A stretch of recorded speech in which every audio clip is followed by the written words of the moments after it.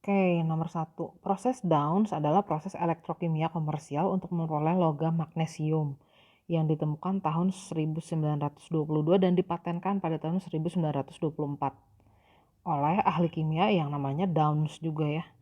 Nah, ini di sini ada reaksi totalnya. Mg ditambah 2Cl- jadi Mg liquid sama Cl2 gas. Jika direaksikan 1 liter larutan yang mengandung 1 mol ion klorida, maka secara teoritis akan dihasilkan lelehan magnesium atau magnesium liquid sebanyak berapa gram. Nah, ini pertama kita punya persamaan reaksi dan persamaannya harus kita setarakan. Karena prinsip dalam kita mengerjakan stoikiometri itu selalu perbandingan koefisien itu sama dengan perbandingan jumlah mol. Nah, ini kebetulan koefisiennya setelah disetarakan jadi seperti ini. Koefisien Cl-nya 2 dan sudah setara. Nah, tadi klornya itu direaksikan sebanyak 1 mol. Dengan perbandingan, jadi kita bisa menghitung berapa jumlah mol magnesium lelehannya. Nah, karena koefisiennya 2:1, kalau Cl-nya 1 mol berarti magnesiumnya jadi setengah mol. Atau 1/2 dikali 1 mol. Nah, setelah itu kita akan menghitung berapa masanya.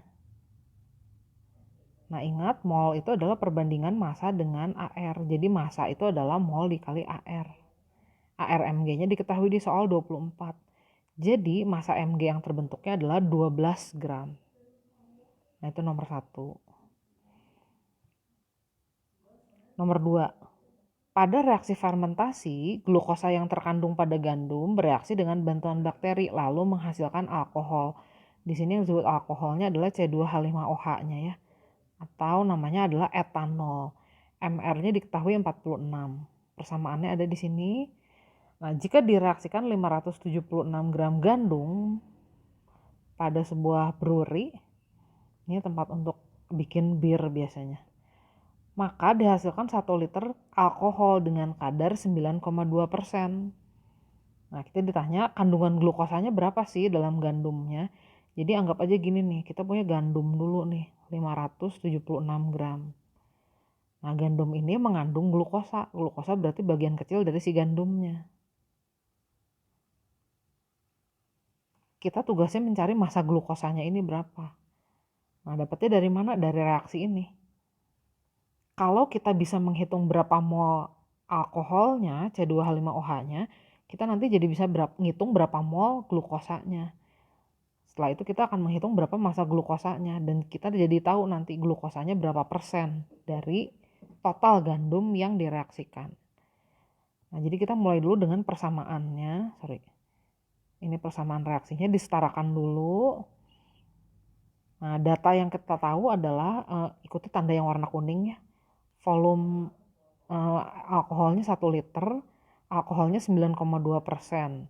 Massa jenisnya 0,8 gram per mililiter. Nah, kita tahu bahwa massa jenis itu adalah perbandingan massa dengan volume. Jadi kalau kita hitung berarti massanya adalah 0,8 kg atau 800 gram. Massa apa sih? Massa C2H5OH-nya. Nah, setelah kita menghitung massanya, kita bisa menghitung massa etanolnya itu katanya hanya 9,2%. Nah, kita hitung lagi berarti 9,2 dikali alkohol yang dihasilkannya tadi 800 gram. Jadi dapat 73,6 dibagi dengan MR-nya 46. Dapat 1,6 mol. Saya ulang lagi. Jadi tadi kan kita tahu volume alkohol yang dihasilkannya 1 liter. Kita hitung dulu berapa massanya dengan persamaan massa jenis. Nah, setelah itu katanya dari seluruh larutan yang dihasilkan massa alkoholnya hanya 9,2%. Kita hitung massa alkoholnya ini. Setelah itu kita hitung berapa mol alkoholnya. Nah, untuk apa sih? Kita bisa membandingkan sekarang kalau alkoholnya 1,6 mol berarti glukosanya berapa mol pakai perbandingan. Ini kan 2:1 nih. Jadi mol glukosanya itu setengah kalinya jumlah mol alkohol. Karena ini kan 1:2. Setelah dapat berapa, kita hitung massa glukosanya. Ternyata massa glukosanya itu dapat 0,8 kali 180. MR-nya 180. Ini massa adalah mol dikali MR. Tinggal kita hitung persentasenya dari total gandum yang 576 gram. Ternyata gandum itu mengandung 25% glukosa. Oke. Sekarang nomor 3. Nah, di sini ada tabung gas berukuran 226 gram. Mengandung 100% gas butana. Berarti kita anggap aja seluruh isi tabung itu butana, jadi massa butananya itu adalah 226 gram. Nah, jika seluruh gas yang ada di dalam tabung dibakar sempurna, maka akan dihasilkan gas karbon dioksida sebanyak berapa liter? Berarti kita punya reaksi pembakaran sempurna gas butana. Jadi kita punya pembakaran sempurna C4H10. Kalau dibakar sempurna berarti direaksikan dengan oksigen. Hasilnya CO2 dan H2O. Nah, datanya kita tahu massa butananya, kemudian MR-nya juga bisa dihitung. Dari data AR di situ ya, MR-nya jadi 58, berarti kita bisa menghitung berapa jumlah molnya. Kemudian kita ditanya berapa volume gas CO2-nya. Jadi kita nanti hitung dulu berapa mol CO2-nya. Setelah itu kita akan menghitung volume CO2. CO2-nya ini dibandingkan dengan gas lain. Jadi caranya kita akan pakai perbandingan dua gas pada keadaan suhu dan tekanan yang sama. Nah, penyelesaiannya ada di sini. Reaksi pembakaran ini disetarakan dulu, koefisiennya 2, 13, 8, 10. Kita hitung dulu berapa mol C4H10-nya. Kemudian kita hitung setelah dapat jumlah molnya sekian. Kita bandingkan berarti jumlah mol CO2-nya 8/2 kali jumlah mol C4H10. Dapat setelah dihitung 15,6 mol. Nah, sekarang gas CO2-nya dibandingkan dengan gas N2.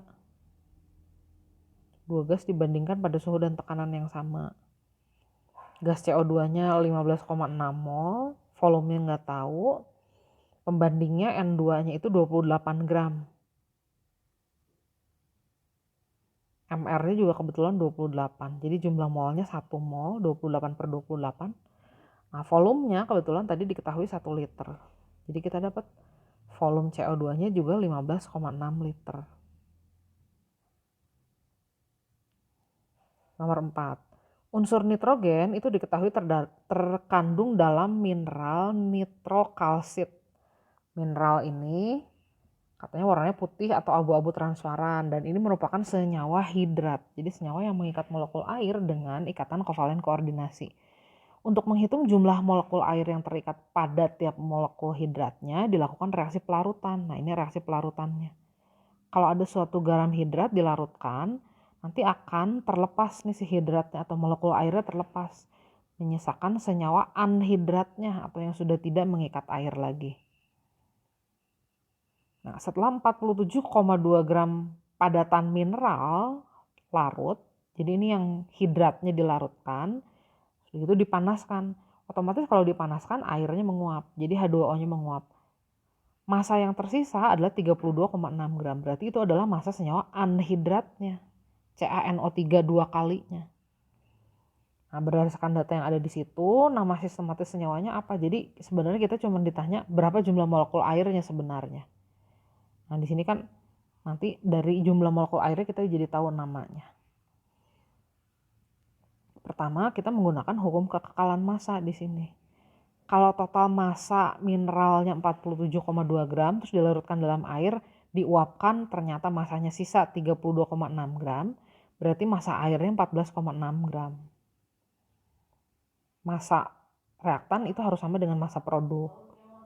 Nah, kemudian kita akan menghitung nilai X kan. X itu koefisien H2O di sini. Perbandingan koefisien CaNO3 dan H2O itu sama dengan perbandingan molnya. Jadi kita hitung dulu molnya. Mol siapa?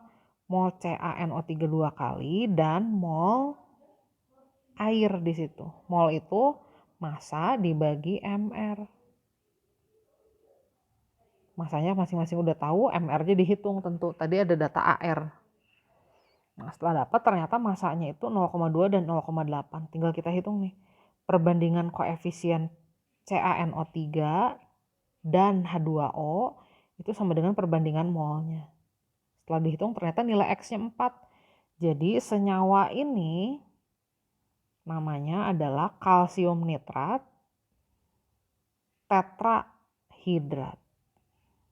Jadi jawabannya C. Oke, nomor 5. Aseton adalah senyawa karbon yang banyak dimanfaatkan sebagai pelarut. Biasanya pelarut nonpolar ya. Jika 29 gram aseton murni dibakar sempurna, akan diperoleh 66 gram gas karbon dioksida dan 27 gram uap air. Nah, aseton ini adalah senyawa karbon. Senyawa karbon itu biasanya mengandung karbon, hidrogen, dan oksigen.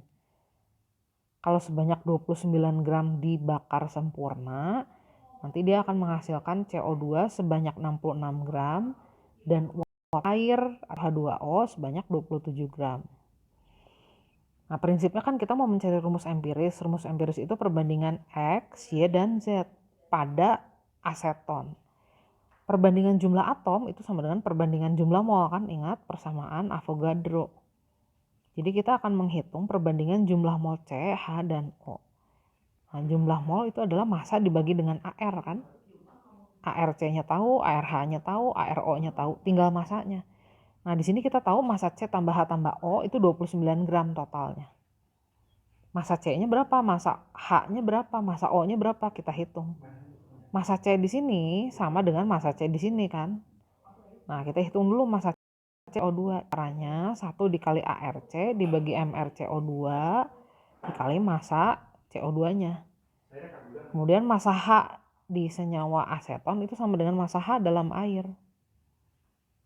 Berarti 2 dikali ARH, karena dalam satu molekul air ada 2 hidrogennya, dibagi MrH2O kali massanya 27 gram. Nah, setelah dihitung, kita jadi tahu nih, oh massa karbon dalam CO2 itu 18 gram. Berarti massa karbon dalam CXY juga 18 gram. Nih dimasukkan di sini 18 gram. Massa hidrogen dalam H2O 3 gram. Berarti massa hidrogen dalam CXHYOZ juga 3 gram. Nih dimasukin di sini 3 gram. Massa oksigennya berapa? Nah, massa C tambah H tambah O 29 gram. C-nya 18, H-nya 3. Berarti O-nya pasti 8 gram. Kemudian kita hitung nih perbandingan molnya. Ternyata dapat 3 banding 6 banding 1. Jadi rumus empirisnya itu adalah C3H6O. Jawabannya B. Nomor 6. 6,8 gram paduan kalsium oksida dan magnesium oksida tepat bereaksi dengan asam nitrat. Ini kalsium oksida, ini magnesium oksida. Masing-masing direaksikan dengan HNO3.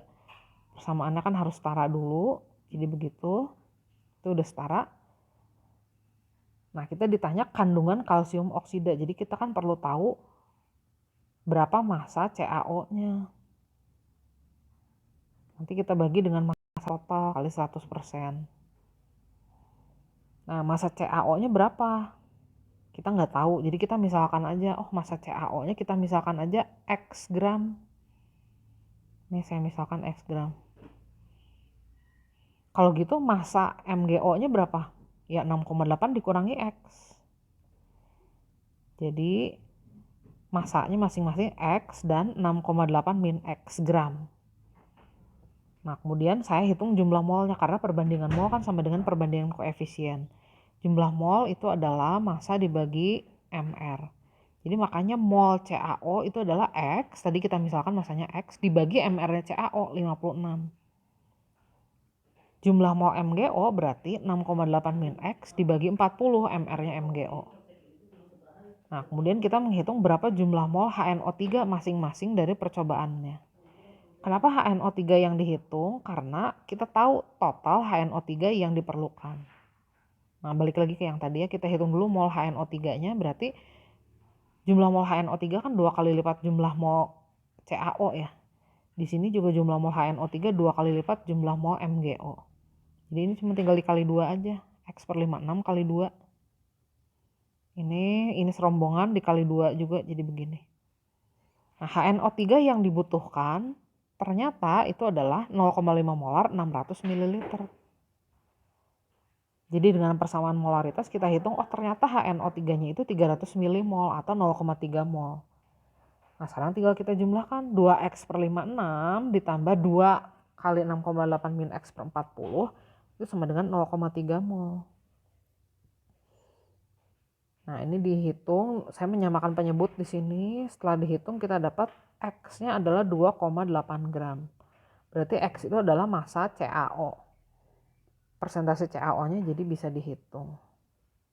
Jawabannya jadi C. Nomor 7. 1 ml asam pekat, asam nitrat pekat diencerkan. Jadi kalau digambarkan gini nih, tadinya kita punya 1 ml. Kemudian diencerkan, kalau diencerkan berarti dia ditambahkan air. Jadi kita punya sekarang larutannya lebih banyak volumenya, setelah ditambah 99 ml air dia jadi 100 ml kan totalnya. Nah larutan yang terbentuk ini ternyata diambil hanya sebanyak 20 ml. Jadi saya ambil 20 ml, kemudian direaksikan dengan CaOH 2 kali. Kurang lebih begitu ya. Nah, jadi yang perlu digarisbawahi di sini gini, di sini ada proses pengenceran. Dalam pengenceran jumlah mol zat terlarut itu tetap. Nah, setelah itu di sini ada reaksi biasa. Dalam reaksi kimia, nanti perbandingan koefisien sama dengan perbandingan mol. Nah, di soal kita diberitahu volume dan molaritas kalsium hidroksidanya. Nah, jadi kita bisa hitung dulu berapa mol CaOH 2 kali. Nanti kita jadi bisa menghitung berapa mol HNO3-nya. Idenya begitu. Jadi yang pertama kita lihat dulu reaksinya ya. Nah, reaksi ini setelah disetarakan, begitu kita hitung berapa jumlah mol CaOH 2 kalinya, hitung jumlah molnya pakai persamaan molaritas. Ternyata 2 milimol CaOH 2 kalinya. Berarti HNO3-nya jumlahnya 4 milimol, 2 kali lipatnya, koefisiennya kan 2 kali lipat. Nah, kemudian tadi HNO3 yang diambil di sini itu hanya 20 ml dari yang sudah diencerkan. Jadi kita bisa menghitung berapa molaritasnya. Nah, baru setelah itu kita masuk ke proses pengenceran. Nah, 1/5 molar itu adalah keadaan setelah HNO3-nya diencerkan, jadi dimasukkan di sini. Setelah volumenya dijadikan 100 ml. Nah, mula-mula tadi kan yang diambil 1 ml. Jadi kita bisa menghitung berapa molaritas larutan pekatnya. Setelah dihitung ternyata 20 molar. Kita ditanya berapa persen. Nah, kita langsung gunakan aja persamaan yang udah diturunkan. Hubungan molaritas dengan persen. Jadi kita dapat persentasenya 84%.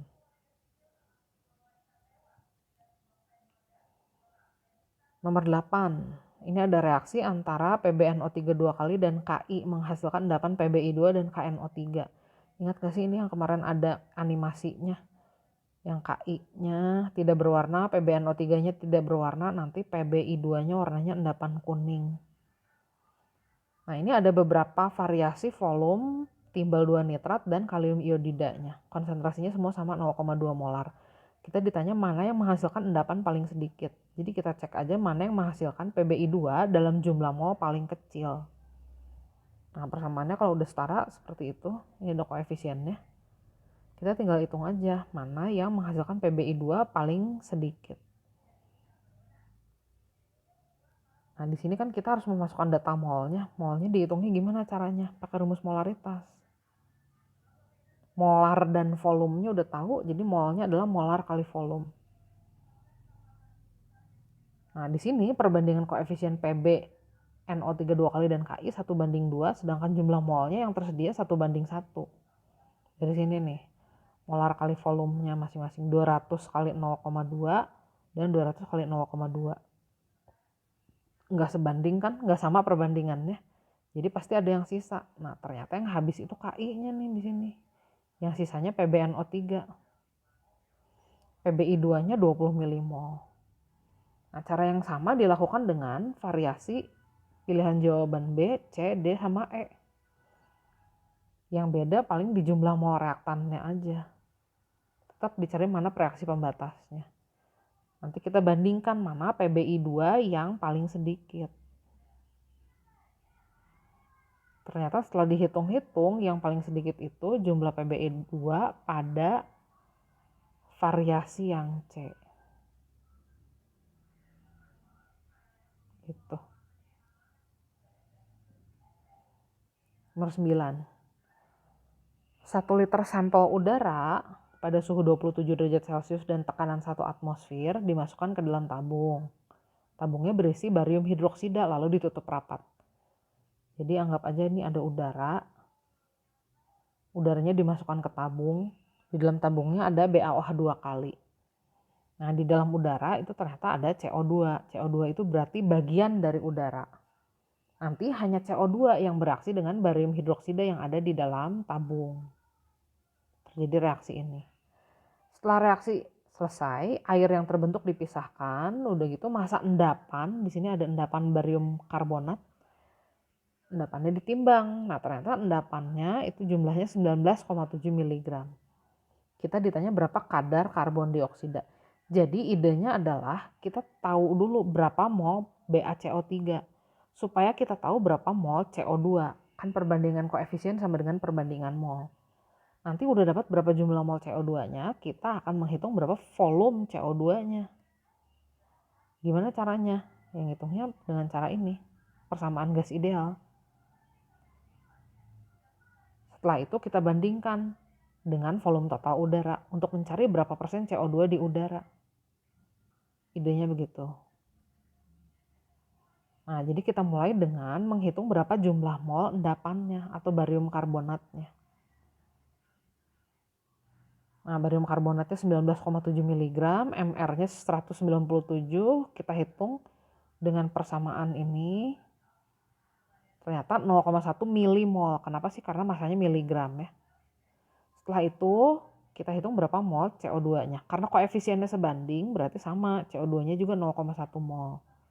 Kemudian kita hitung berapa volume CO2-nya. Setelah dihitung ternyata 2,4 ml dari total udara 1 liter. Nah, jadi kita hitung persennya. Oh sorry, ini bukan hitung persen ya, ini ditanya ppm ya. Oh iya, berarti bukan dikali persen dong, ini dikali 10⁻⁶, maafkan. Bukan persen deh, satuan dalam part per million. Nah, tadi CO2-nya 2,4 gram, setelah dihitung udaranya 1 liter, 1000 ml berarti ya, dikali 10⁻⁶. Nah, ternyata kandungan CO2 dalam sampel itu adalah 2400 ppm.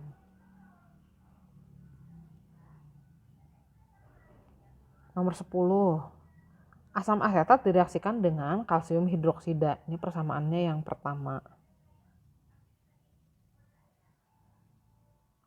Nah, sisa kalsium hidroksidanya dinetralkan dengan penambahan asam klorida. Jadi ternyata nanti dari reaksi pertama, si CaOH2 kalinya akan sisa. Sisanya nanti direaksikan dengan HCl. Idenya gitu. Jadi kita urus dulu persamaan reaksi yang pertama. Ada reaksi antara asam asetat dengan kalsium hidroksida.